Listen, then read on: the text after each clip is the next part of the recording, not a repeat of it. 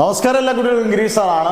Plus two say ഇനി 21 ദിവസം correct എണ്ണി തിട്ടപ്പെടുത്തി 21 ദിവസം, മൂന്നാഴ്ച കഴിഞ്ഞാൽ പ്ലസ് ടു സേയുടെ പരീക്ഷ തുടങ്ങുകയാണ്. ജൂൺ 29 മുതൽ സ്റ്റാർട്ട് ചെയ്യുകയാണ്.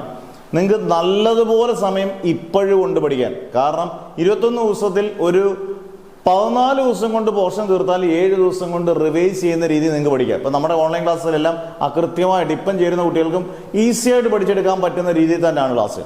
അന്നേരം നിങ്ങൾ ഒരു സബ്ജക്റ്റ് വാരി വലിച്ച് പഠിക്കാതെ ഒരു മിനിമം ഒരു 10 മണിക്കൂർ ഒരു സബ്ജക്റ്റ് 10 മണിക്കൂറൊക്കെ ആയിട്ട് ഷോർട്ടാക്കി അതിനകത്ത് ഇമ്പോർട്ടൻറ്റ് ക്വസ്റ്റ്യൻസും ആൻസേഴ്സും വെച്ച് പഠിച്ചാൽ ഉറപ്പായിട്ട് ഇമ്പോർട്ടൻറ്റ് ക്വസ്റ്റ്യൻസും ആൻസേഴ്സും വെച്ച് പഠിക്കാവുള്ളൂ. അങ്ങനെയാണെങ്കിൽ ഈസി ആയിട്ട് 5 വിഷയം പോയിട്ടുള്ളവർക്കോ 3 വിഷയം പോയിട്ടുള്ളവർക്കോ 2 വിഷയം പോയിട്ടുള്ളവർക്കോ എല്ലാം ആർക്കും ഈസി ആയിട്ട് 21 ദിവസം വളരെ സിമ്പിളാണ്. 21-20 ദിവസം മതി നല്ലതുപോലെ പഠിക്കാൻ. കാരണം പബ്ലിക് എക്സാം കഴിഞ്ഞപ്പോൾ നമുക്കറിയാമല്ലോ 20 ദിവസത്തിനുള്ളിൽ എല്ലാ പരീക്ഷയും തീരും.